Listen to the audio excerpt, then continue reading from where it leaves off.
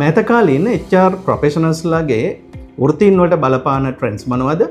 ඒ trends වලින් HR ප්‍රොෆෙෂනල්ස්ලාගේ භූමිකාවන්ට වන බලපෑම මොනවද? ඒ වගේම ශ්‍රී ලංකාවේ HR ග්‍රැජුවේට්ස්ලාගේ එම්ප්ලොයබිලිටි එකට බලපාන කම්පිටන්සිස් මොනවද? මම ප්‍රොෆෙසර් දුෂා දයරත්න මානව සම්පත් කළමනාකරණය පිළිබඳ මහාචාර්යයෙක්.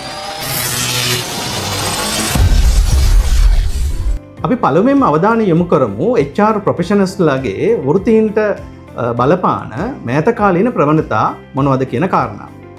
ඇත්තටම අතීතයට සාපේක්ෂව මෑතකාලීනව සිද්ධ වෙච්ච ප්‍රවණතා රාශියක් මානව සම්පත් කළමනාකරුවන්ගේ වෘත්තීන්ට බලපාලා තියෙනවා.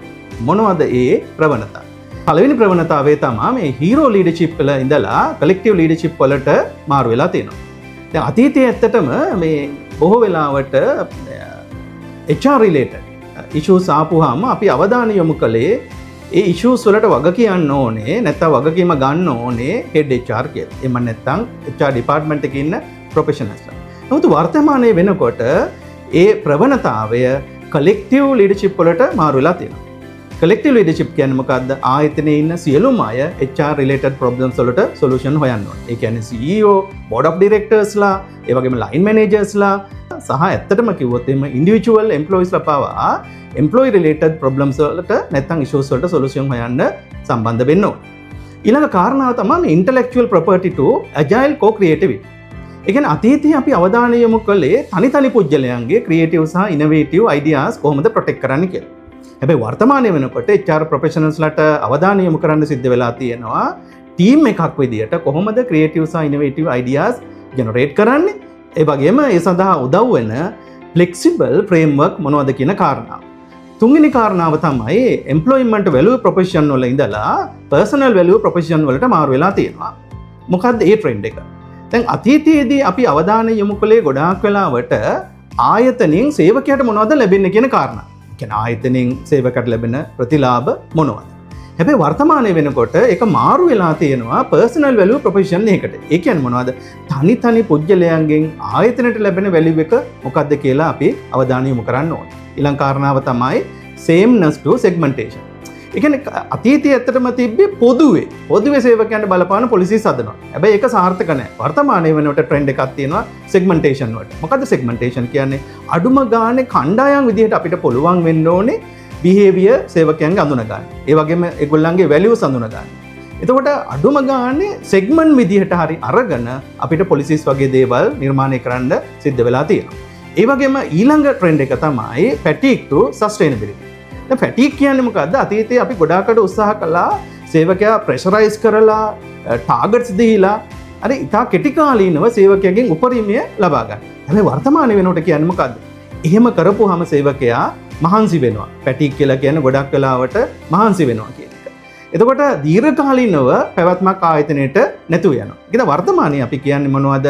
fatigue වල ඉඳලා sustainability. ඒ කියන්නේ තිරසාරභාවය. දීර්ඝකාලීනව කොහොමද අපි සේවකයන්ගෙන් උපරිමය ආයතනයට ගන්න කියන එක තමයි දැන් trend එක. අවසාන වශයෙන් මම කැමතියි තව එක trend එකක් පිළිබඳ අවධානය යොමු කරන්න. ඒ මොකද්ද? persuasion to education. ඒ කියන්නේ අතීතයේදී බොහෝ වෙලාවට අපි කැන්ඩිඩේට්ගේ එඩියුකේෂනල් ක්වොලිෆිකේෂන් බලලා ඌව රෙක්රූට් කරලා සිලෙක්ට් කරලා ඌව අපි හයර් කරනවා. හැබැයි වර්තමානයේ වෙනකොට එහෙම හයර් කළාට පස්සේ එඩියුකේෂන් එක නතර වෙන්න බෑ. අපි ආයතනයක් විදිහට සේවකයට උදව් කරන්න ඕනේ. පුළුවන් නම් MBA එකක්, MSc එකක්, DBA එකක්, PhD එකක් කරන්න. උදාහරණයක් විදිහට මම කැමති විශ්වවිද්‍යාල වලට පුළුවන් නම් පළවෙනි උපාධිය ඉවරුණාට පස්සේ ඇත්තටම ග්‍රැජුවේට්ස්ලා ජොබ් වලට යනවා. ඉතින් අපිට යම්කිසි ක්‍රමවේදයක් හදන්න පුළුවන් නම් ඒකට ඇත්තටම අර AWS කියලා කියන්නේ Amazon Web Service එක වගේ. ඒ Amazon Web Service එකේ ඇත්තටම යම් certificate course වගේ දේවල් ඒගොල්ලෝ බොහෝ වෙලාවට පාවිච්චි කරන cloud facility එක නැත්නම් cloud platform එක. ඒ කියන්නේ certificate course එකක් කරලා ඉවරලා අවුරුද්දකින් දෙකකින් නැත්නම් තුනකින් ඒගොල්ලන්ට යම්කිසි පොඩි මුදලක් ගෙවලා ඉවරලා තමන්ගේ අර පාඨමාලාවෙන් ලබාගත් දැනුම අප්ඩේට් කරගන්න පුළුවන්. ඒ නිසා විශ්වවිද්‍යාල වලට යෝජනා කරන ඇත්තටම අපේ බොහෝ වෙලාවට වෙන්නේ ග්‍රැජුවේට් උපාධිය ගත්තට පස්සේ ජොබ් මාකට් එකට යනවා. ඊට පස්සේ ඇත්තට මේ ග්‍රැජුවේට් අවශ්‍ය නම් එයා මාස්ටර්ස් හරි එහෙම නැත්නම් DBA හරි PhD වලට යනවා. නමුත් බොහෝ වෙලාවට අර පළමු උපාධියෙන් ගත්ත දැනුම අප්ඩේට් කරගන්න ඔහුට විශ්වවිද්‍යාලයෙන් යම්කිසි විදිහට ප්ලැට්ෆෝම් එකක් හදන්නේ නැහැ. ඒ නිසා අර AWS වගේ ඒ කියන්නේ Amazon වෙබ් සර්විස් එක වගේ අපිට පුළුවන් නම් උපාධියෙන් අවුරුද්දකට දෙකකට තුනකට පස්සේ යම්කිසි සාධාරණ මුදලක් අරගෙන යම්කිසි ප්ලැට්ෆෝම් එකක් හදන්න පුළුවන් නම් අර ක්ලවුඩ් ෆැසිලිටි එක වගේ පාවිච්චි කරලා නැත්නම් LMS එක පාවිච්චි කරලා ඔහුට තමන්ගේ දැනුම කුසලතා ඒ වගේම ආකල්ප වගේ දේවල් අප්ඩේට් කරගන්න. ඒ කියන්නේ තමන් ගත්ත අර උපාධියට අදාළ දැනුම කුසලතා ආකල්ප අප්ඩේට් කරගන්න අවස්ථාවක් සලසන්න පුළුවන් නම් මම හිතනවා ඒක ගොඩාක් ප්‍රයෝජනවත් වෙයි කියලා. දැන් අපි සාකච්ඡා කරමු ඔය අපි සාකච්ඡා කරපු ට්‍රෙන්ඩ්ස් ඉඳලා HR ප්‍රොෆෙෂනල්ස් ලගේ භූමිකාවන් වලට මොකද උනේ කියලා. ඇත්තටම ඩේව් උල්රිච් කියලා කියන්නේ HRM වල ඉන්න ප්‍රොමිනන්ට් රිසර්චර් කෙනෙක්. ප්‍රොමිනන්ට් ඕතර් කෙනෙක්. तो डेव उल्रिज्गे 1998 हार्वर्ड बिजनेस रिव्यू के पब्लिश වෙච්ච පේපර් එකක් තියෙනවා. මොකක්ද මේ පේපර් එක? A new mandate for HR. तो a new mandate for HR කියන ඒ ආටිකල් එකකින් हार्वर्ड बिजनेस रिव्यू එකේ පබ්ලිෂ් වෙච්ච ආටිකල් එකකින් දේව් උල්රිච් මොකක්ද කියන්නේ? සාමාන්‍යයෙන් HR ප්‍රොෆෙෂනල් කෙනෙක්ගේ භූමිකා හතරක් තියෙනවා. මොනවද මේ භූමිකා හතර? පළවෙනි භූමිකාව තමයි දේව් උල්රිච් අනුව එයා ස්ට්‍රැටජික් පාර්ට්නර් කෙනෙක් වෙන්න ඕන. දෙවෙනි එක තමයි එයා ඇඩ්මිනිස්ට්‍රේටිව් එක්ස්පර්ට් කෙනෙක් වෙන්න ඕන. තුන්වෙනි එක තමයි යා චේන්ජ් ඒජන්ට් කෙනෙක් වෙන්න ඕනේ. හතරවෙනි එක තමයි යා එම්ප්ලොයී චැම්පියන් කෙනෙක් වෙන්න ඕනේ. හැබැයි දැන් අර අලුතෙන් මතුවලා තියෙන ට්‍රෙන්ඩ්ස් එක මේ භූමිකා හතර ඩේව් උල්රිච් සහ අන් අය. ඩේව් උල්රිච් නැත්තම් අපිට කියන්න පුළුවන් ඔක ඇත්තට උල්රිච් එටෝල්. මේත කාලේ පබ්ලිෂ් කරපු පේපර් එකකින් කියනවා අර භූමිකා හතර දැන් වෙනස් වෙලා තියෙනවා. කොහොමද වෙනස් වෙලා තියෙන්නේ? අර දැන් වෙනස් වෙලා තියෙන විදිහ තමයි අර දැන් අපි කිව්වේ ස්ට්‍රැටජික් පාර්ට්නර් කෙනෙක් වෙන්න ඕනේ කියලා. දැන් කියන්නේ මොකද්ද? ස්ට්‍රැටජික් පොසිෂන් කෙනෙක් වෙන්න ඕනේ කියලා. දෙවෙනි කාරණාව මොකද්ද? HR ප්‍රොෆෙෂනල් කෙනෙක්, ක්‍රෙඩිබල් ඇක්ටිවිස්ට් කෙනෙක් වෙන්න. ඒ කියන්නේ මොකද්ද? ඇත්තටම HR ප්‍රොෆෙෂනල්ට පුළුවන් වෙන්න ඕනේ සේවකයන් තුළ නැත්නම් ආයතනයේ ඉන්න ස්ටේක් හෝල්ඩර්ස්ලා තුළ විශ්වාසය ජනිත කරන්න ඕගොල්ලෝ බලාපොරොත්තු වෙන දේ නැත්නම් ඕගොල්ලන්ගේ හොප්ස් මම ඉටු කරලා දෙනවා කියලා. තුන්වෙනි කාරණාව තමයි නැත්නම් තුන්වෙනි භූමිකාව තමයි ඩේව් උල්රිච් අනුව කේපබිලිටි බිල්ඩර් කෙනෙක් වෙන්න. කේපබිලිටි බිල්ඩර් කෙනෙක් කියලා කියන්නේ HR ප්‍රොෆෙෂනල්ස්ලා සේවාදායකයන්ගේ දැනුම දක්ෂතා සහ ෆේවරබල් ඇටිටියුඩ් ඉම්ප්‍රූව් කරන්න උදව් කරන්න ඕන. ඊළඟ කාරණාව තමයි HR ප්‍රොෆෙෂනල්ස්ලා චේන්ජ් චැම්පියන් කෙනෙක් වෙන්න. ඒ කියන්නේ නිරන්තරයෙන්ම අපි දන්නවා ව්‍යාපාරික පරිසරය වෙනස් වෙනවා කියලා.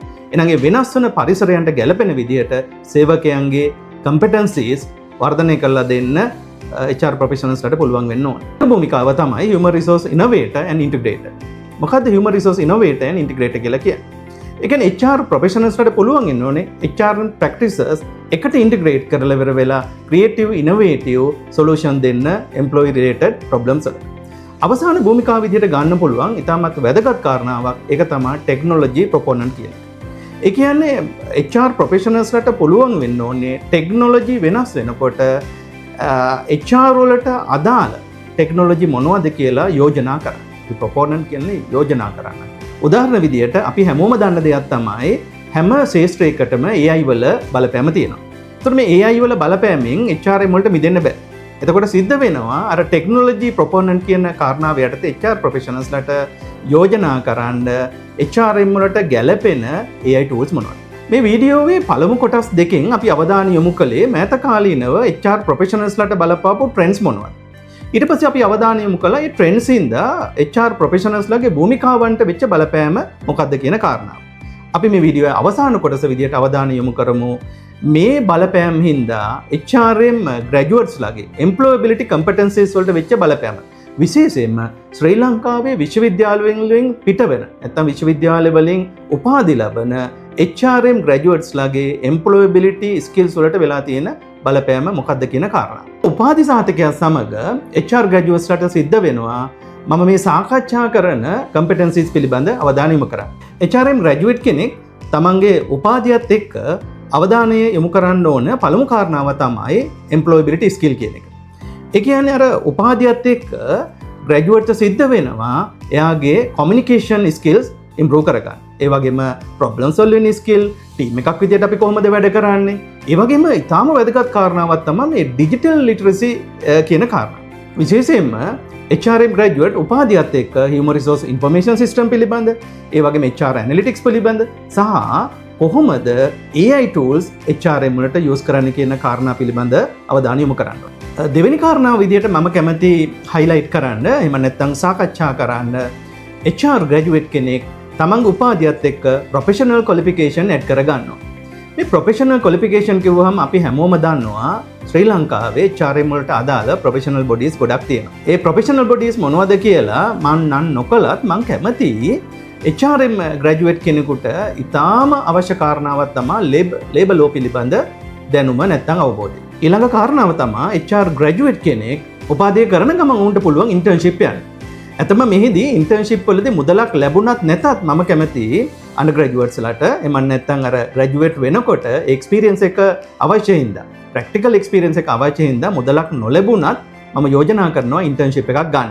ඒ වගේ එක ඉන්ටර්න්ෂිප් එකක් ඉවරුනහම තව කාලය තියෙනවා නම් තව ඉන්ටර්න්ෂිප් එකකට යන්න කියලා මම යෝජනා කරනවා. ඒ වගේම බලන්න ඕනේ මොනවද? Tamanට වොලන්ටියර් ඔපචුනිටිස් තියෙනවා නම් තමන්ගේ HR දැනුම වැඩි කරගන්න. ඒ අවස්ථාත් ගන්න. ඒ වගේම උපාධියෙන් පස්සේ මම යෝජනා කරනවා මොකද ගොඩාක් වෙලාවට අපි හිතන උපාධිය ලැබිච්ච ගමන් අපිට ලොකු සැලරි එකක් ලැබෙයි කියලා. ඒක එහෙම වෙන්නේ. අපි කියන්නේ අර එන්ට්‍රි ලෙවල් ක්වොලිෆිකේෂන් එකක් නේ තියෙන්නේ. නේද? ඉතින් ඒකින්ද එන්ට්‍රි ලෙවල් පොසිෂන් එකේදී ලොකු සැලරිස් බලාපොරොත්තු වෙන්න එපා.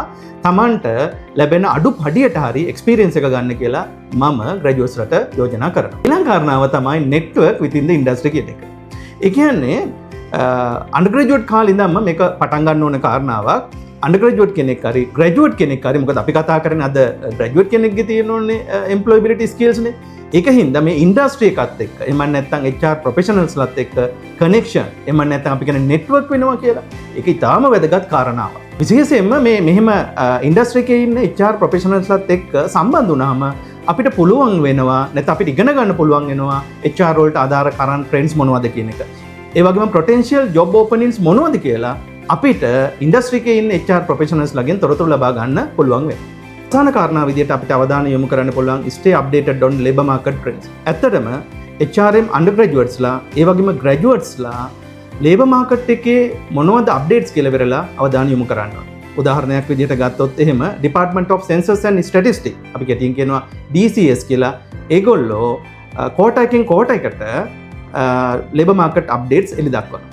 දැන් තවදුරටත් මම පැහැදිලි කළොත් එහෙම HRM undergraduatesලා සහ graduatesලා ඒ DCS එකේ නිවුස් බුලටින් කියවුවොත් එහෙම ඒගොල්ලන්ට දැක ගන්න ලැබෙනවා ඕවර්ऑल එම්ප්ලොයිමන්ට් රේට් එක මොකක්ද අන්එම්ප්ලොයිමන්ට් රේට් එක මොකක්ද. දැන් උදාහරණයක් විදිහට 2026 Q1 වල ඕවර්ऑल එම්ප්ලොයිමන්ට් එක 96.3ක් විදිහට අපිට ගන්න පුළුවන්. ඒ වගේම අන්එම්ප්ලොයිමන්ට් රේට් එක ගන්න පුළුවන් 3.7ක් විදිහට.